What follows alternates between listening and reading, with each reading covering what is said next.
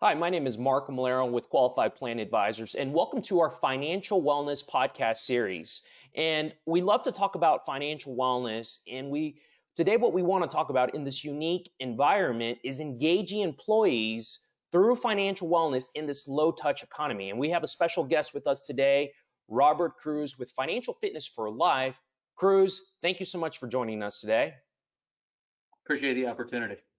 And can you first explain to us what a low touch environment or economy looks like, what that really means? Happy to. So the post-COVID-19 era, we're going to see an economy shaped by new habits and regulations. From a top-down standpoint for the employer and for the workers, we're going to see limited gatherings, travel restrictions, hygiene requirements. From a bottom-up standpoint, you're going to see for the first time many workers working remotely. You're going to see challenge from time to time with access to e-commerce and e-health. The implications are quite significant. From the employer, you see employees not only working remotely, but the challenge is how do we make sure they're being productive? How do we show empathy and availability for these workers? And for the employee, we see unfortunately a significant increase in isolationism, disengagement. They're struggling to maintain a schedule, anxiety and loneliness. So for example, there's a new report by Ginger, which is a mental health organization, which illustrates that 70% of employees are feeling more stress today than pre-COVID-19. 62% of those workers are saying that their productivity is being negatively impacted at least 1 hour a day with the COVID-19. And the American Psychology and Association is reporting that money causes more stress than work, health, and relationship. So that's why you see for this new low touch economy, the importance of helping people get their financial house in order. And then lastly, what I would say is the implications for the low touch economy is it's not going to be about an interface. It is still going to be face to face. These employees are looking for that face to face contact.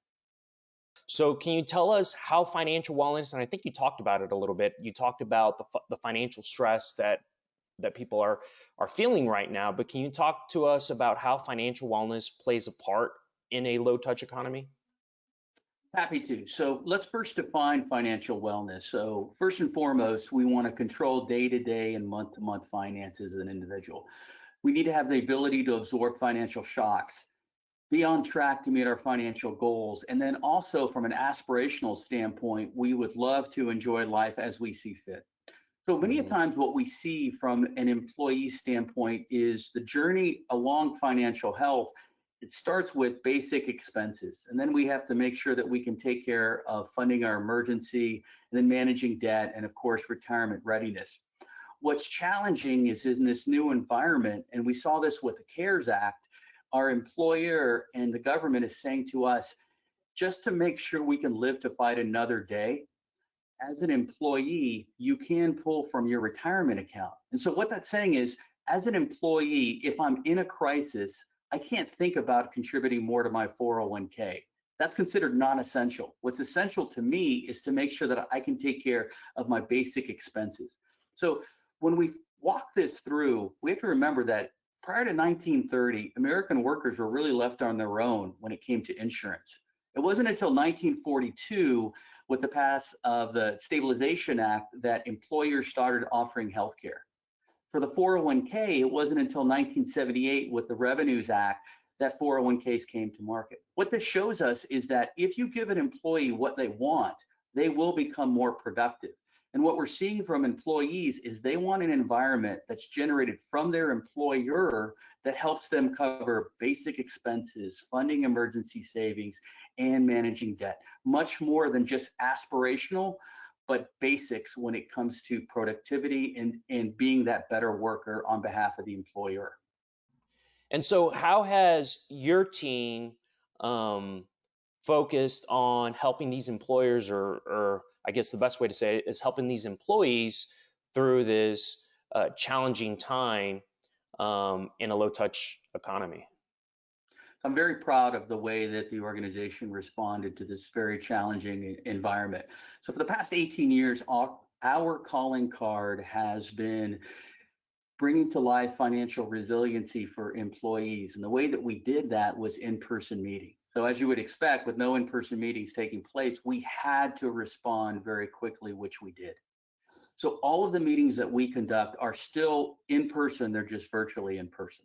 The Yeah. employees are very appreciative that we are that conduit on behalf of their own employer with their messaging. We're still doing the one-on-one coaching.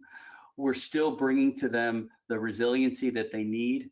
And another way of illustrating this is when we talk about one-on-one coaching with financial wellness, it doesn't mean that we don't have digital resources, but digital resources left to their own devices, you're only going to see about a 7% uptake.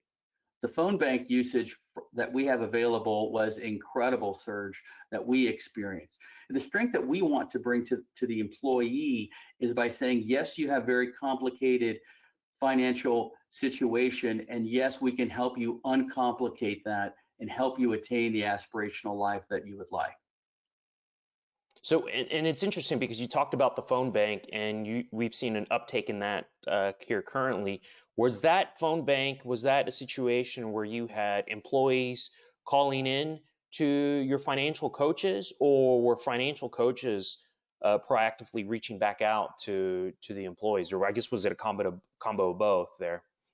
It was a combination of both, but it's an important question. We had to be very proactive in reaching out to the employees, which is, again, having the servant leader mentality that our coaches do. The employees were so appreciative that we were proactively contacting them. And when we weren't contacting them or we didn't reach them, they were calling back to our phone bank. We were actually using Calendly to have access to our calendars so we could set up these virtual meetings. And then lastly, what I would point out is from an employer standpoint, when you're measuring a financial wellness partner, you don't want to measure them based on activity. You want to measure them based on outcomes. And Yeah. so it's appropriate for our partners, our clients to say to us, how much more financially fit is our workforce when they work with you?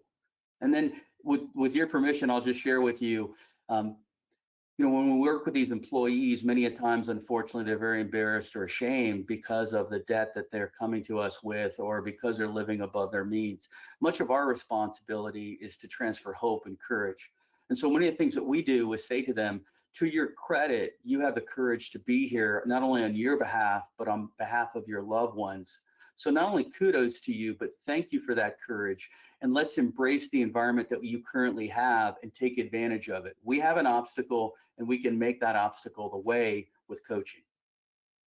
Cruz, thanks so much for sharing that information. And just so employers have a clear takeaway, how can they use your team, or how can they use financial wellness to engage their employees? So I would recommend three things. Number one, work with a retirement plan advisor or benefits consultant that challenges you, the employer's status quo bias of how they look at financial wellness in the low touch economy. Number two, help employees via payroll deduction fund their emergency savings account. Help them manage their debt via payroll deduction. And number three, help your employees' productivity by giving them what they want, and that is in-person or virtually in-person financial coaching. For HR professionals, for fiduciaries, for plan sponsors, in this very unique environment, this low touch economy, as Cruz and his team has stated, we're seeing more employees. They're working remotely, and really what they're looking for is, they're looking, as Cruz mentioned, they're looking for support through communication, right? And how can you engage your employees? And it sounds like Cruz and his team, financial wellness has been a big part to be able to show support and encourage those employees. Thank you so much, Cruz. Appreciate your time. And my name is Mark Malero with Qualified Plan Advisors. See you on the next one.